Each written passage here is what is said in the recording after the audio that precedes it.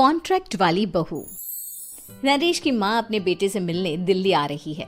इस बात का पता चलते ही नरेश के दिल में हलचल मच जाती है। नरेश अपनी माँ के स्वागत की तैयारी में लग जाता है। साथ ही उसे डर भी सताने लगता है कि उसकी माँ कहीं अपनी पुरानी जिद पर फिर से बैठ ना जाए। हे भगवान, इस बार बचा लो, अगले साल पक्का माँ की जिद पूरी कर दूंगा। तभी दरवाजे की घंटी बजती है।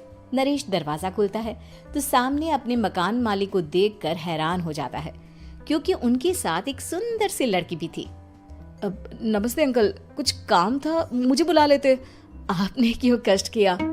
अरे नहीं नहीं, इसमें कष्ट कैसा, मैं तो बस तुम्हें रीना से मिलवाने आया था। आज से रीना तुम्हारे साथ इसी फ्लैट में रहेगी। अंकल, कोई लड़का फ्लैटमेट नहीं है? एक अनजान लड़की के साथ रहना मेरे लिए थोड़ा अजीब होगा।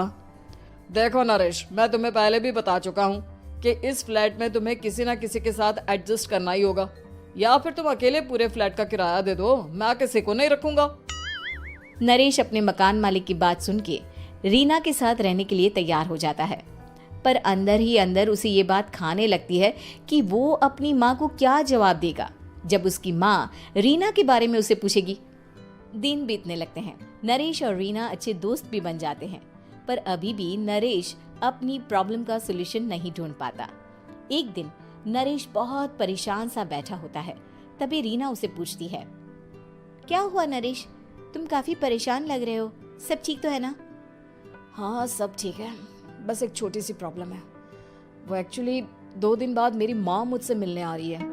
अरे तो इसमें प्रॉब्लम क्या है, ये तो खुशी की बात है। हाँ रीना, बट मेरी माँ एक जिद लेकर बैठ गई है कि मैं शादी कर लूँ, पर मैं अभी इस चीज़ के लिए तैयार नहीं हूँ।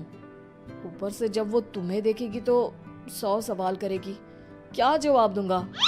अरे इसमें कोई टेंशन वाली बात नहीं है, मेरे पास ना इस प्रॉब्लम का सलूशन है, जिससे ना तुम्हें शादी करनी पड़ेगी और ना ही तुम्हारी माँ मेरे बारे में कुछ पूछेंगी। रीना की बात सुनकर नरेश सोच में डूब जाता है।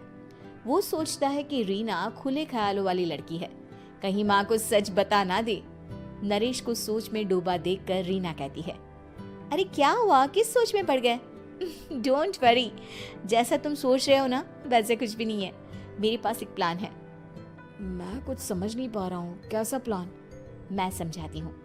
हम ना एक कॉन्ट्रैक्ट मैरिज कर लेते हैं। फिलहाल मेरे पास जॉब नहीं है, तो तुम इस रूम का किराया दे देना जब तक तुम्हारी माँ यहाँ रहेंगी, सिर्फ तब तक। और तुम अपनी माँ से कह देना कि मैं तुम्हारी पत्नी हूँ, इससे वो मेरे यहाँ रहने पर कोई सवाल भी नहीं करेंगी। अरे बात तुम्हारी ठीक है, पर माँ से झूठ बोलना, ना ना पापा, मैं ये रिस्क नहीं ले सकता। कोई और आइडिया दो ना तुम। देखो मंजूर हो तो बोलो, वरना सच बता दो, मुझे कोई प्रॉब्लम नहीं है। रीना की बात सुनकर नरेश सोच में डूब जाता है। बहुत सोचने के बाद जब उसे कोई रास्ता नहीं मिलता तो वो रीना के बताए हुए रास्ते पर चलने के लिए तैयार हो जाता है। वो रीना से बात करता है और अपनी माँ की पसंद और नापसंद के बारे में बताता है। रीना भी नरेश की सभी बातों को ध्यान से सुनती है, ताकि कहीं उससे कोई गलती ना हो जाए।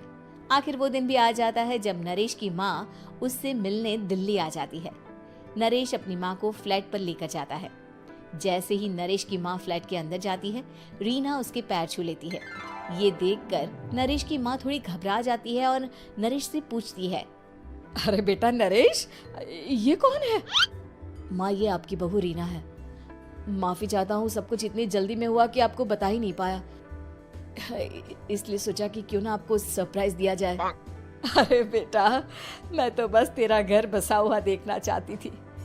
हाँ, बहुत अरमान थे अपनी इकलौते बेटी की शादी को लेकर, लेकिन कोई बात नहीं, शायद किस्मत को यही मंजूर होगा। ये कहते ही नरेश की माँ रीना को गले लगा लेती है। रीना बेटिया, मेरा बेटा ना थोड़ा नादान है, पर तुम काफी समझदार लगती हो, और मैं जानती हूँ कि तुम इसका बहुत अच्छे से ध्यान रखोगी। माँ आप चिंता मत कीजिए, मैं सब संभाल लूंगी। नरेश की माँ अपने बहू और बेटे के साथ खुशी खुशी रहने लगती है। दिन बीतने लगते हैं। नरेश की माँ और रीना का रिश्ता बहुत मजबूत होता चला जाता है। वो दोनों सारा दिन एक साथ रहती और खूब बातें करती। इधर साथ रहते रहते नरेश और रीना भी एक दूसरे से प्यार करने लगते हैं। दोनों को इस बात का एहसास हो जाता है, फिर भी वो इस बात को छुपा कर ही रखते हैं। एक दिन नरेश की माँ और रीना शादी के बारे में बात करने लगते हैं। रीना बिटिया, ये तो नरेश ने मुझे बिना बताए शादी कर ली, वरना मैं तो अपनी इकलौती बेटी की शादी इतनी धूमधाम से करती कि सारी दुनिया देखती रह जाती। अच्छा माँ, आप ऐसा भी क्या करती नरेश और मेरी शादी में जो दुनिया देखती रह जाती?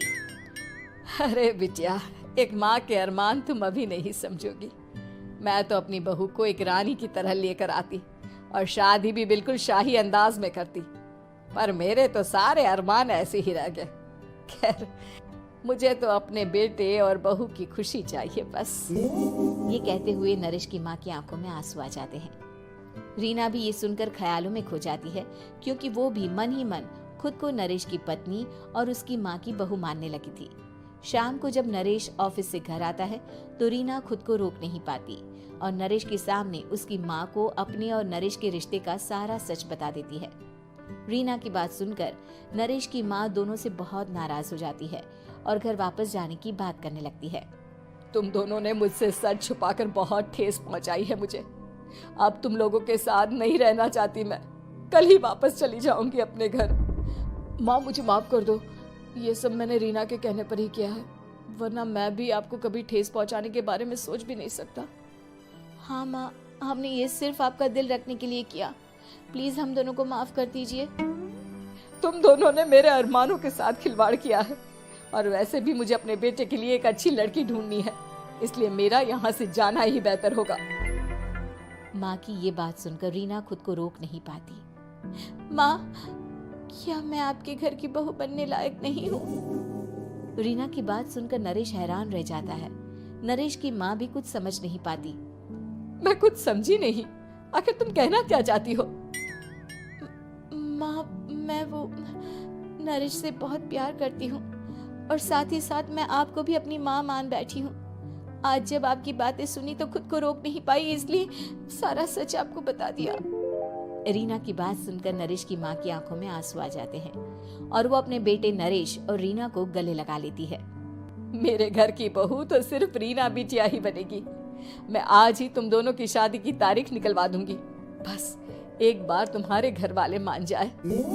उसी दिन रीना के माता पिता भी उनके फ्लैट पर आ जाते हैं। दोनों परिवार आपस में बैठकर बातें करते हैं और शादी के लिए राजी हो जाते हैं। रीना भी कॉन्ट्रैक्ट फाड़ देती है और कहती है, सही मायने में मैं अब बहू बनूंगी, अब तक तो सिर्फ कॉन्ट्रैक्ट वाली बहू थी।